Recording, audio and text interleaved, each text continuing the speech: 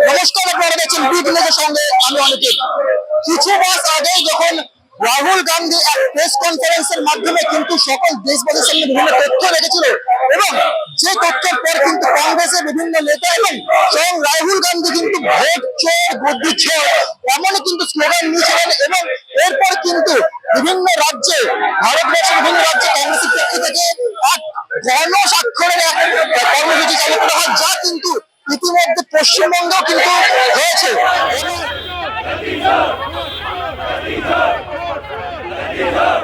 দেশ জুড়ে ফের শুরু হয়েছে কংগ্রেসের প্রতিবাদ কর্মসূচি। আজ শনিবার শিয়ালদহ স্টেশন চত্বরে জমজমাট পরিস্থিতি। ভোট চোর গদ্দিচোর স্লোগানে মুখরিত হয়ে ওঠে গোটা এলাকা। কয়েক মাস আগেই কংগ্রেস নেতা রাহুল গান্ধী এক সাংবাদিক বৈঠকে নির্বাচন সংক্রান্ত একাধিক তথ্য ও অভিযোগ তুলে ধরেছিল। সেই ঘটনার পর থেকেই সারা দেশ কংগ্রেসের পক্ষ থেকে শুরু হয় ভোট চোর গদ্দিচোর স্লোগান। পরবর্তীতে দেশ জুড়ে দলীয় পক্ষ থেকে শুরু হয় গণস্বাক্ষর অভিযান। এই কর্মসূচির অঙ্গ হিসেবে পশ্চিমবঙ্গেও সক্রিয় ভূমিকা নেয় রাজ্য কংগ্রেস।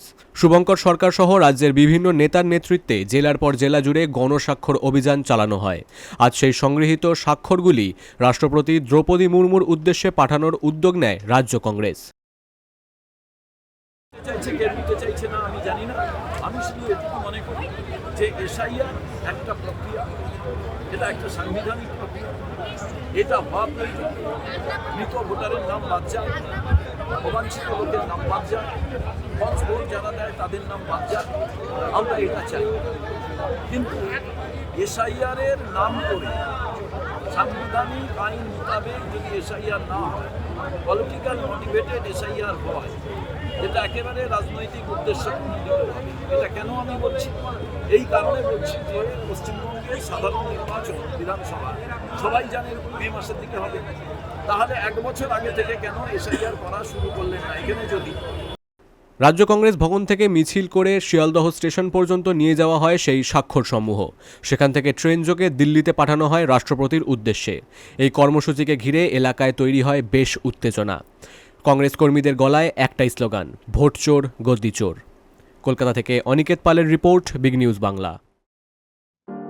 উলুবেড়িয়া পৌরসভা মা মাটি মানুষের পরিষেবায় দায়বদ্ধ। আমাদের লক্ষ্য দূষণমুক্ত শহর এবং নির্মল উলুবেড়িয়া গড়ার লক্ষ্য।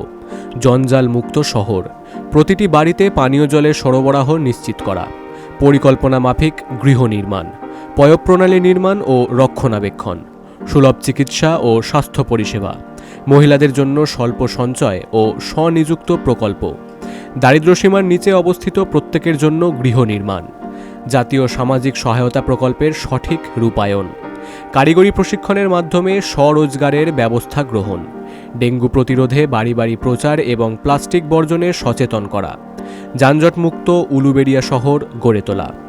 ধন্যবাদ আনতে পৌরপ্রধান শ্রী অভয় কুমার দাস, উপপৌরপ্রধান ইমানুর রহমান।